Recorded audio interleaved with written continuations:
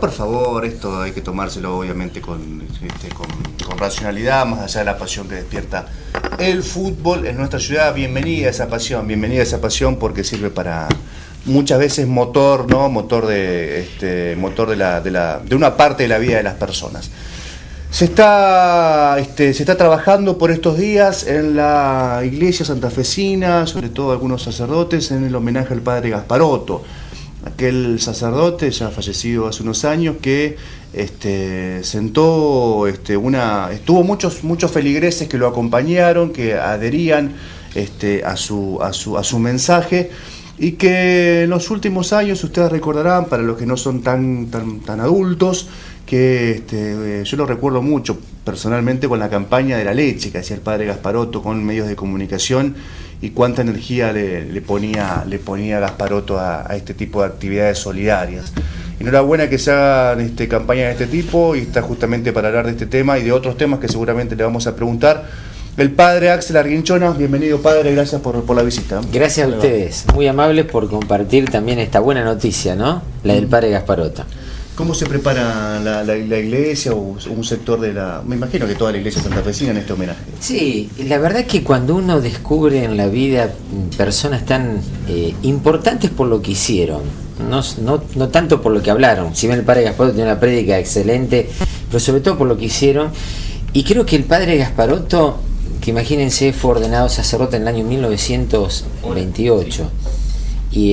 48, perdón. Y a partir de ese momento comenzó su vida sacerdotal, que a partir del año 1958 estuvo durante 50 años en la parroquia de la Merced. Pero que no se quedó en la parroquia, sino que a través de su trabajo en los barrios de Santa Fe y en Cáritas Diocesana, que son 200 kilómetros a la redonda, nos mostró un hombre que estaba muy comprometido con la gente, pero que además tenía mucha esperanza. Eso es algo que es importante para estos tiempos, ¿no? De pronto decir, bueno, como el padre que les tocó vivir situaciones también difíciles, pero sin embargo nunca bajó los brazos. Primero que los tuvo siempre abiertos, que eso es fundamental. Decía el padre Gasparotto que nuestra sociedad no va a cambiar hasta tanto no le demos el primer lugar a la solidaridad y al compromiso por el bien común. Pero además es un hombre que generaba esperanza, porque, vuelvo a insistir, nunca se quedó de brazos cruzados, pero tampoco nunca bajó los brazos. Tenía muchísima esperanza, y eso lo demostró en el caminar día a día. Por eso, digamos que el padre Gasparotto se fue de este mundo, pero su testimonio sigue vivo, y eso es lo que tenemos que rescatar todos los días. He visto que en la legislatura de la provincia, por ejemplo, hay instancias de homenaje, pero en cuanto a actividades concretas, ¿qué es lo que han estado preparando? Lo nuestro es fundamentalmente el legado de todos los días. Yo, miren, tuve una gracia muy especial. Yo fui bautizado por el padre Gasparotto. Mi papá lo conoció al padre Gasparotto cuando era seminarista en San Cristóbal. Y bueno, él, por la amistad con papá, me celebró la gracia del bautismo, y pude continuar con él como decano del decanato sudoeste de la zona del oeste de Santa Fe, a través de Cáritas. Fue vicepresidente de Cáritas, también estoy yo en este momento, y como párroco de la parroquia. ¿Qué es lo que nosotros nos preparamos para hacer? Fundamentalmente es continuar con el trabajo de él. Y el padre Gasparotto nos ha dejado, primero, una gran enseñanza, porque lo primero que hacía en el día era ponerse en oración. Es decir, él lo primero que buscaba es ver qué es lo que Dios quería de él, la oración. Pero inmediatamente después salía a la calle. Entonces, eso también es el compromiso que nosotros tenemos. Y muy especialmente los sacerdotes, porque el Papa Francisco, en la misa crismal de este año, dijo que los sacerdotes tienen que ser pastores con olor a ovejas. No tiene que ser el sacerdote un administrador o un gestor, sino que tiene que ser un hombre que sale de sí para estar en medio del pueblo y al servicio del pueblo.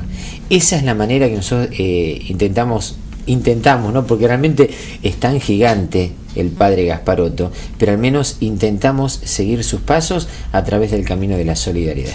Yo me acuerdo que el padre Gasparotto era, bueno, en un momento crítico que tuvo la iglesia santafesina, hace 10 años aproximadamente, digamos, el caso de Storni, era de esa camada de sacerdotes, digamos, con cierta edad, era reivindicado en un contexto muy delicado de la iglesia, era un hombre de consulta, de sectores del periodismo, de sectores de la feligresía, es como que, bueno, que aquel momento de tanto cuestionamiento no lo salpicó. Eso me sorprendía, no lo tocó al padre Gasparotto. No, ¿por qué? Porque fue una figura, una persona íntegra.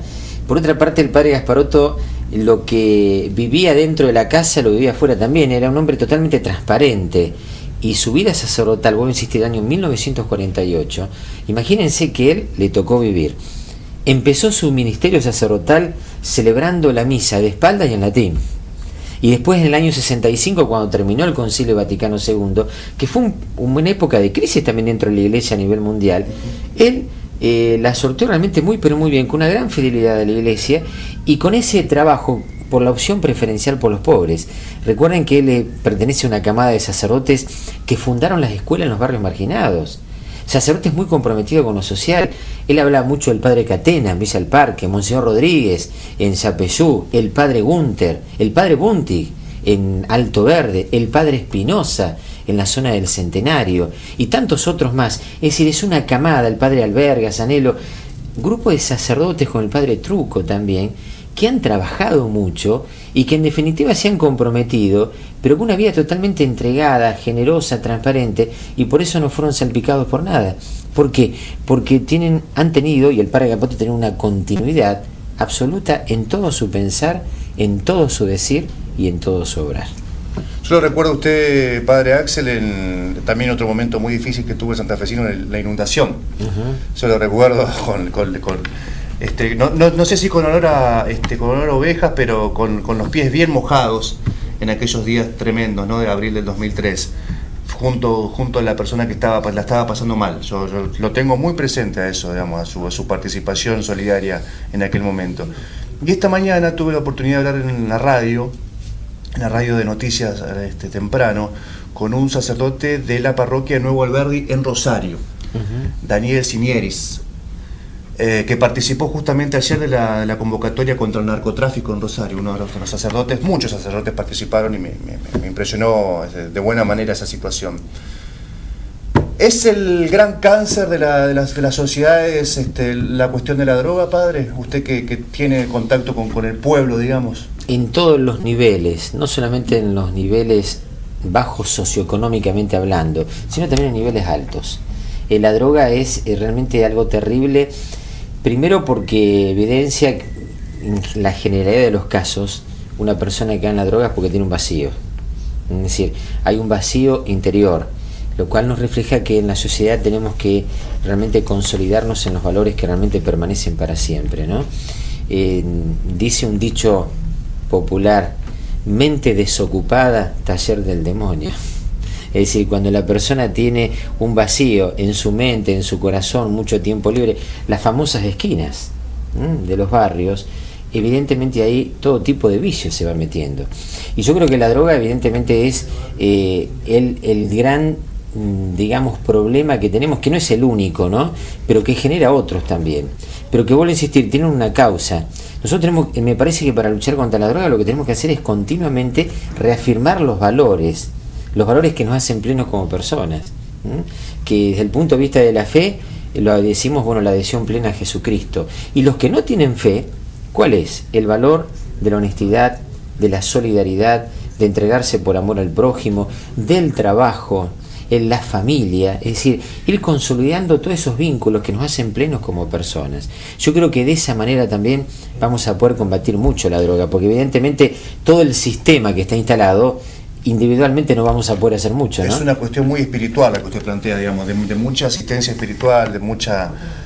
Y de valores solidarios. De valores solidarios y de conductas que, bueno, obviamente todos vamos a estar de acuerdo. Ahora, el trabajo, la salud, la seguridad la debe garantizar un Estado, ¿no? Obviamente. El Estado no lo puede garantizar el padre Axel o la Iglesia. ¿Usted cree que el Estado cómo está interviniendo en estas cuestiones tan estructurales, ¿no?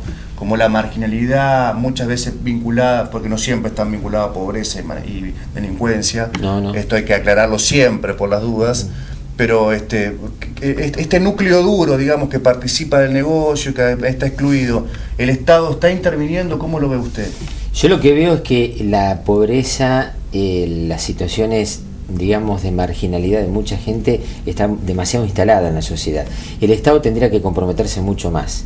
Y yo creo que esto, vuelvo a insistir en este tema, también por parte del Estado, cuanto más le dé a la educación, a la salud y a las fuentes de trabajo, vivienda digna, que también es muy importante, y que también otra cosa, en todos los lugares de las ciudades en la Argentina tiene que haber iluminación, tiene que haber una buena pavimentación. El Estado en todo esto evidentemente está haciendo agua por muchos lados. Lo vemos no solamente en nuestra ciudad, sino en muchas ciudades de la Argentina. Yo creo que si le damos a la gente las condiciones de vida dignas, también la droga se va a ir separando, no porque estemos atacando directamente al que comercia con la droga, pero sí evidentemente va a tener menos corazones dispuestos para consumir. Ahí está el tema. Y yo creo que el Estado en eso tendría que dar respuestas mucho más efectivas. Sabemos que el tema de la droga a nivel mundial es difícil de combatir, es muy difícil de combatir. Pero si nosotros los combatimos desde nuestras familias, desde un Estado comprometido en la dignidad humana, desde que justamente las riquezas sean mucho mejor repartidas en una sociedad, y eso es lo que tiene que garantizar el Estado, indudablemente que vamos a poder combatir y favorablemente todo el flagelo de la droga, no tengo ninguna duda. Los esquemas violentos, ¿no? A veces un poco más organizados, a veces un poco menos, a veces con reacciones esporádicas, pero con consecuencias fatales, como la que vimos ayer por la tarde, por ejemplo, en el oeste de la ciudad, con la muerte de esta chica de 26 años, son visibles de por sí. ¿Sí? Es muy difícil no verlos. Ahora, el esquema delictivo, ¿no? También un poco más organizado, un poco menos organizado. Se hace visible en el centro, en los barrios, en la parte de la ciudad. Se puede ver. Sí, yo estaba escuchando a la mamá de una de las víctimas de la inseguridad, ¿no? Que incluso hace 3 años que la mataron a su hija, que venía de trabajar y no estaba en un sector marginado de la ciudad. Es decir, lo vemos a un comerciante que está en un barrio que no es socioeconómicamente disminuido, no es marginado, y que de pronto lo matan en su lugar de trabajo. Es decir, es totalmente visible todo esto, ¿no? ¿Qué quiero decir? De que evidentemente no podemos estar con un policía en cada esquina, porque es imposible. Por otra parte, tampoco se combate la inseguridad con eso, porque eso tenemos que tenerlo bien claro. Es el Estado justamente a través de lograr ese bien común. ¿Qué es el bien común? Que el Estado nos dé las herramientas necesarias para que todas las personas puedan desarrollar dignamente sus capacidades y tener un lugar de habitabilidad que sea digno, un trabajo digno, educación y salud digna. Indudablemente que uno ve ahora que el panorama de la inseguridad, que hasta hace unos años parecía que estaba en una determinada franja, ahora está en todos lados y en cualquier horario. Porque a esta chica ayer la mataron a las 4 menos cuarto de la tarde. Es decir, no eran las penumbras de la noche, era a plena luz del día. Y así ocurre en otros sectores de la ciudad. Por lo tanto, creo que es algo que se ve todos los días y que evidentemente aquí está el tema, que es una conjunción. Los 3 poderes del Estado y también los actores sociales. Yo creo que en esto también nos parece importante lo que cada uno de nosotros, estoy hablando desde el punto de vista de los organismos, las ONG, desde la iglesia, distintas confesiones, que estamos trabajando cotidianamente, que bueno sería poder sentarnos en una mesa, poder aportar cada uno de lo nuestro y así poder también, dejando bien en claro que es el Estado el primer responsable, pero también aportar desde lo nuestro, porque podemos aportar y trabajar juntos por todo este tema de la inseguridad, que es un tema muy fuerte, muy preocupante y que cada vez se está expandiendo más.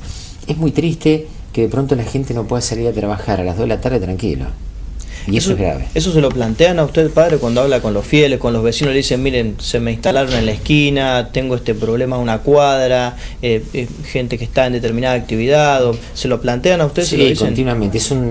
Es una charla que está siempre presente, y vuelvo a insistir, en todos los niveles socioeconómicos, ¿no? O sea, la gente está realmente preocupada, y además está preocupada porque no se hable más de este tema a niveles de aquellos que tienen que tomar el toro por las astas, ¿no? Porque eso también, lo que se está buscando es una respuesta que no se prolongue en el tiempo.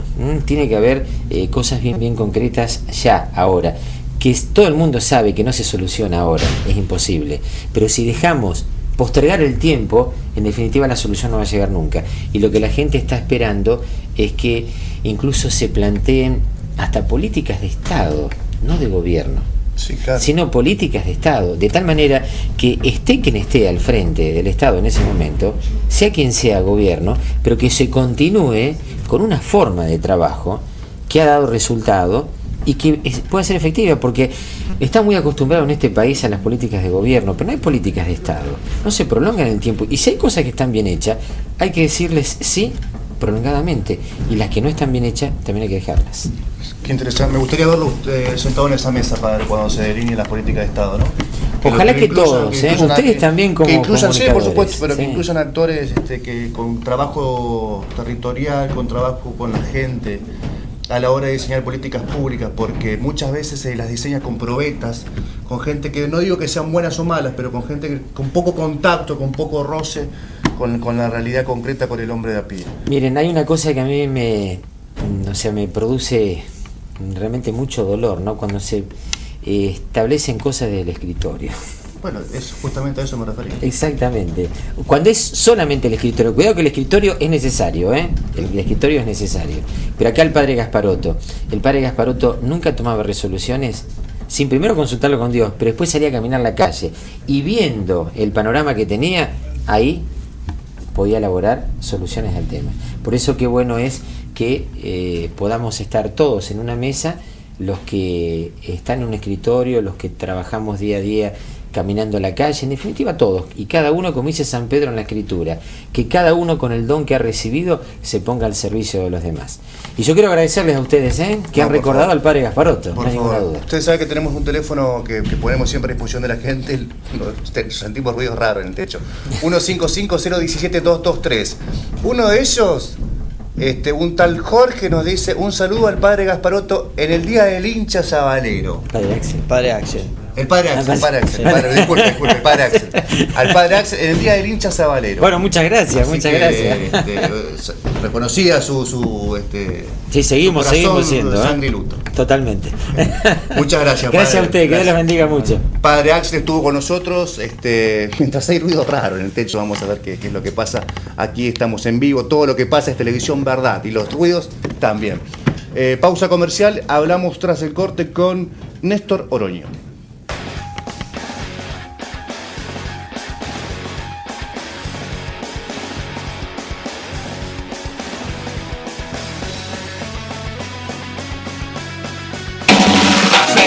Having a good time out there.